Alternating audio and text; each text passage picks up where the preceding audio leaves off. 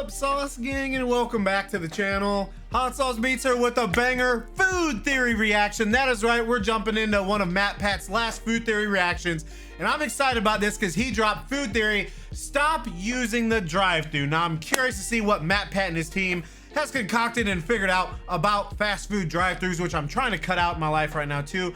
By the way, I'm currently on hour 46 of a fast. I'm trying to do a 100-hour fast. We'll see how it goes. But enough of that. You guys don't want to hear about me fasting. You want me to react to this. But before we do, make sure you show Food Theory some love by subscribing to the channel. And fam, we're trying to get to 250,000 subs. So if you haven't yet, please smash that subscribe button and join the Sauce Gang family. But enough talking. Let's get to reacting and roll that bomb ass intro. Hot Sauce Beats is finally here. Hot Sauce Beats is finally here. Eat, sleep, make beats. Eat, sleep, make beats. Hot Sauce Beats. Woo, woo. Oh, what you got, MatPat? What you got, bruh? I don't know about you, but it seems like more and more often my orders are winding up wrong when I get them from a fast food Especially at restaurant. Taco Bell. Missing ingredients, missing implements, missing food. And apparently, I'm not the only one to have noticed this trend. A study back in 2021 showed that both the speed and Taco accuracy Bell, of my drive-thru favorite service fast have food, decreased always messes up my largely order. thanks to less experience in Airtime. the workplace and increasingly complex menus. And as prices continue to go up, I personally don't want to be wasting my time and money on incorrect orders. So today we're going to be putting ordering methods to the test. Can you increase the likelihood of getting the correct order purely off of the way that you're ordering it? Is it worth getting out of the car to actually talk face to face with another human being, or are drive-thrus truly the superior option? Because really, at the end of the day, all I want is a simple And sometimes, cheeseburger, chat, easy I on the- also wonder, like when you get up to fast food, so Sonic's really bad about this, and Dairy Queen, like the lines never move. What's faster, the drive-thru or going in, especially when no one goes in anymore? Probably going in. Lettuce, no tomato, extra onions, ketchup, mustard, and vegan mayo. Like, really? How hard is mayo? that? McDonald's up in the hills, oh baby.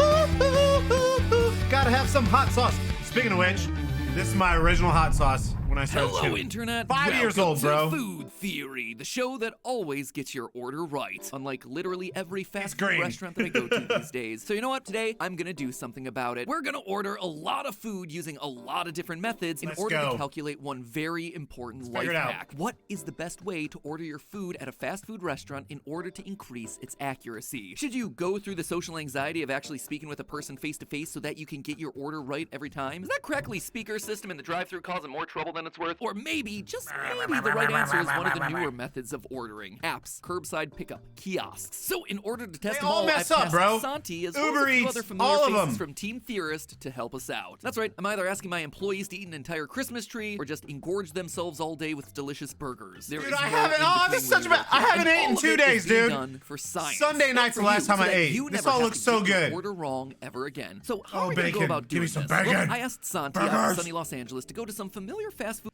Who does this? This guy does. Who is on I'm trying to do at least a 72-hour fast. I'm currently, like I said, on hour, I don't know, 8 p.m. It'll be 48 hours. That's in two. So I'm on like hour 46. And I'm about to react to food theory about fast food. I'm an idiot. Restaurants and then use a an variety idiot. of different Ain't that right, ordering Lil methods Beats? to help gather some hard evidence. Obviously, Yeah, top of the list was idiot. the usual suspect of McDonald's. Pretty straightforward pick. It's the #1 fast food chain in the country, but it's also the one that's been voted as the least accurate by its customers. Our second restaurant Gotta was be Wendy's, Taco which Bell. also happened to have itself in-person ordering, drive-thru, mobile app, curbside, and self-serve kiosks. The thought here was that it would be a Okay. good comparison to the McDonald's numbers. And lastly, we looked at local California favorite In-N-Out. We went with them, one, because they're known for their simple, highly customizable menu, and two, because Santi is a simp for In-N-Out. He's gonna hate that I said that. just want a Really, burger, he dude. is I want- a simp for I want In-N-Out, but the real tacos. reason we went with them is that their accuracy is just notoriously high. They don't tend to have a lot of extra styles of ordering beyond just in-person and drive-thru. I wonder how much Chick-fil or oh, dude, I'm having brain farts too. Not Chick-fil-A.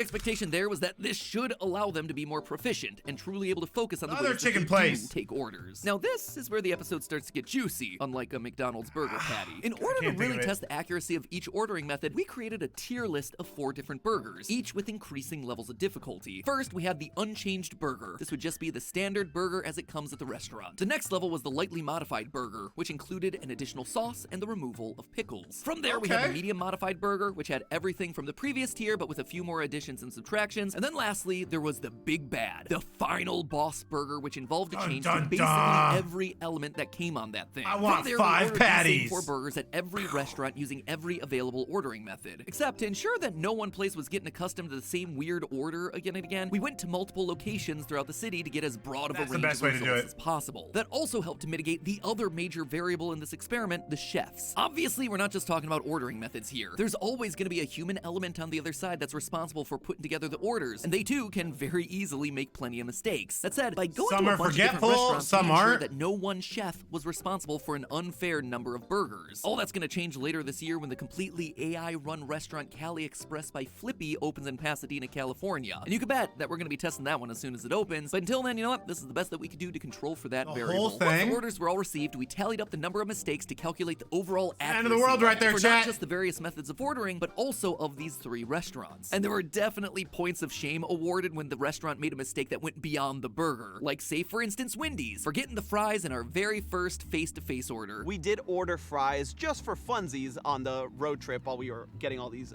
burgers, while every other place gave us the fries that we asked for. Wendy's did not. So great start for the Wendy's! So right away, the face-to-face ordering got a point against it. Now, while we're in the face-to-face category, let's just take a look at the actual burgers themselves, shall we? Wendy's followed up their forgotten fries with an even rockier start, completely omitting the mustard for our lightly modified burger. And from there, the more modifications we added, the worse the whole thing got. On the next burger, we asked for no pickles, no mayo, extra mustard and onions, and we got the exact opposite of all of that. Mayo and pickles with no mustard and fewer onions than the previous one. Honestly, we thought it couldn't get any worse than that. But obviously, we were wrong because, you know, I wrote this sentence into the script. The boss burger was meant to be a lettuce-wrapped burger with extra condiments, onions, no pickle, and no tomatoes. And as you can see right here, it was literally a nothing burger. Sure, they got the no pickles and no tomato part right, but that's only because they put literally nothing on this thing, except for, of course, the extra slice of cheese that no one asked for. I think it's like learned helplessness. They're like, oh, there's no way we're getting this order right, so just give them nothing. Overall, outside of the basic untouched burger, every item we ordered face-to-face from Wendy's had at least one error. Their burgers are so good, of 10 mistakes across just 4 burgers. It's crazy. Oh, and let's not forget those fries that didn't make it into the bag, because they certainly did. The other 2 restaurants actually fared much better. See what they did there? Boom. McDonald's and In-N-Out both clocked in with just 2 errors each, missing some onions on one burger and sauce on another. All in all, there were 14 total errors across the 12 burgers that we ordered, and only 5 truly correct burgers of the bunch. That right there, that is an accuracy level of 42%, which, you know, is well into failing grade status. But hey, look on the bright side. With numbers so abysmally bad, it gives you the excuse of never having to order face-to-face at a fast food restaurant ever again. Or does it? Because guess what? The drive-thru numbers actually wound up worse. Santi's Golden Boy In-N-Out got a bit tarnished in this round. Drive-thrus are terrible, they completely botched the sauce order for not just 1, but 2 whole burgers. They also placed pickles in places where pickles were never meant to go. Get your mind out of the gutter on that one. And while it was certainly a minor point, they also forgot to serve a straw with the drink. Wendy's, meanwhile, also struggled in the sauce game, missing condiments and omitting extra onions on one of the burgers that we asked for it on. And if you were hoping McDonald's would carry, they did. They carried the results straight into a trash fire. They forgot an entire Straight to hell! That's right, out of the 4 burgers that we ordered for the test, only 3 were given to us. The irony of it all was that the one they forgot was the unchanged basic burger. The easiest one of the bunch. Had it been one of the harder ones, it probably would have helped their overall score. Because boy, did they need it. Every burger we wound up with from McDonald's had at least 1 error somewhere on it, ranging from missing condiments to mistaken pickles. Dude, this is blowing my mind right now, chat. Resulted in few.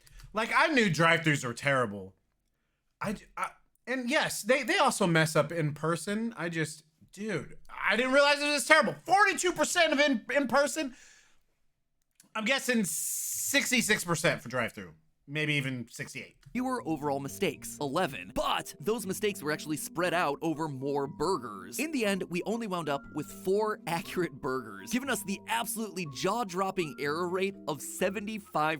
And actually, it'd be worse if we consider that we only wound up with 11 burgers total. I guess the good news is that after completely collapsing like a dying star in the face-to-face order round, Wendy's surged in drive-thrus. But McDonald's, well, McDonald's fell hard. Tanked. So clearly things aren't straight to itchy double hockey sticks. The 2 main ways they expect you to order seem to wind up resulting in some pretty major mistakes. I mean, when your accuracy is hovering below 50% and you're making more mistakes than you are burgers, that's a problem. More telling though was that even In-N-Out, the franchise that literally created the concept of a drive-thru and has a notoriously positive record for accuracy, couldn't produce spotless results. Yeah, I actually didn't know about this until researching for the episode, but apparently Harry Snyder, the man who founded In-N-Out alongside his wife Esther, they launched the franchise in 1948 and then, later that year, introduced the two-way speaker system, which would pioneer the whole idea of drive-thru tech. Wendy's would start using it in the 1960s, and it wouldn't be until the 70s that McDonald's would finally work it into their service system. The more you know. Anyway, for our next 2 rounds, In-N-Out was out and out, because it doesn't do kiosk or app-based ordering. But could newer tech lead us to better results? Yesn't. Let's start with ordering via an app, shall we? Overall, I make up my own words. Was a bit of a welcome surprise to me. In full transparency, I'd never done it before, because in my head, if I'm still driving all the way over to the restaurant, I might as well go through the drive-thru, because it doesn't involve me getting out my phone, and also guarantees that my order's as hot as possible when I get it. Or, you know, as hot as reheated beef pucks can manage to be. But I gotta say, I love me a reheated beef puck. Well. It was fast, it was convenient, and I didn't have to wait in a drive-thru line that admittedly can get pretty slow at times. But that's just talking about the experience. What about the accuracy? Well, it was the perfect middle ground between drive-thru and face-to-face ordering, clocking in with an error rate of 62.5% across 8 burgers. In total, we got 3 burgers that were perfectly correct, which doesn't sound all that great when you look at it that way, but starts to look a whole lot better when you consider the total number of errors made. As opposed to the face-to-face with 14 errors and 11 with the drive-thru, the app only resulted in 6 errors spread across the 8 burgers, which means that mobile app ordering resulted in fewer errors per order than any other category thus far. Wow, we got all our food placed in the bag. No missing fries, no missing burgers, not even a missing utensil. I feel like that should be the bare minimum standard, but after 30+ ordering errors spread across 8 separate restaurants, you start to lower your expectations a fair bit. That said, the biggest downside of mobile app ordering was that the food came out less warm and just a wee bit soggy because of all the time that it was left there sitting in boxes, steam kind of building up in there and making everything moist. Obviously, there are ways of mitigating that with experience, who wants but it does moist require fast a little bit more food? strategy on your part. I'm just saying, for a day of spotty testing and I don't disappointing want results, moist we were fast left food. with the option of soggy buns or no buns. And I gotta say, if that's my choice, I am going all in on those soggy buns. Which brings us then to our final round of the experiment, the self-serve kiosk. This one also requires you to go into the restaurant and is by far the most time and effort intensive, considering that you have to navigate a series of menus to select and customize your order, but is all that extra work worth it? Turns out the answer is an easy and definitive yes. Being able to manually pick and choose what you want to add or remove made a huge difference in what we wound up with as a final product. So much of a difference, in fact, that there were 0 mistakes at McDonald's.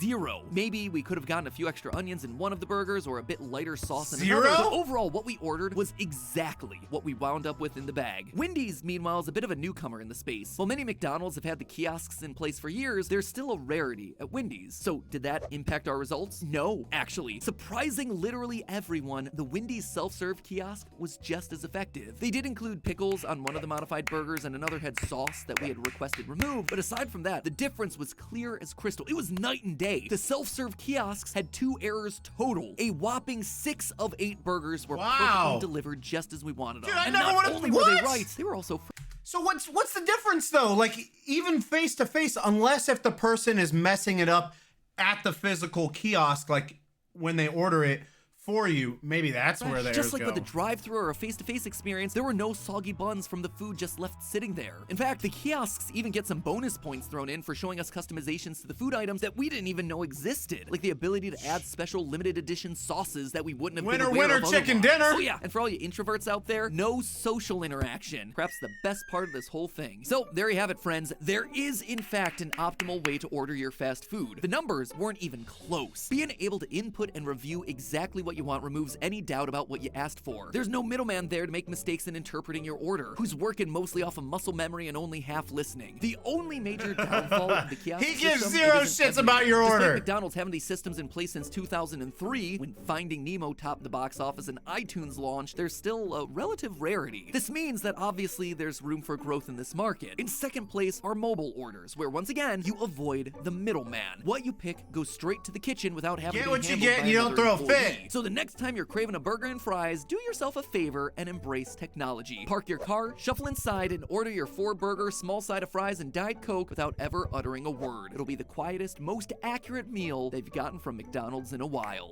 But the more hey, you know, chat. That's just a theory. A food theory. Thanks for eating. I slaughtered that. All right, let me bring you in, chat. Matt Pat, we miss you. We miss you. Dude. So, moral of the story, and it's not even close, order at the kiosk. Order your own food. So it sounds like literally the person taking your order every time is I've just always assumed the people making my order are the ones messing it up. No, no, no. It's the person taking the order. I'm staring at all you food makers. No, anyways, I'm joking. This was awesome. Again, I just loved all the stuff we learned from Matt Pat across all of his channels. Let me know what you guys think. Make sure you show Matt Pat a Food Theory some love by subscribing to his channel. And fam, we're trying to get to 250,000 subs. So if you haven't yet, please smash that subscribe button. Join the Sauce Gang family. Enjoy the rest of your evening. And remember, is he sleeping, make beats, and as usual, coming up. That's all I got. Boom, I'm out. Ha ha. Gonna be love for the Sauce Gang. I wish I could eat. Peace.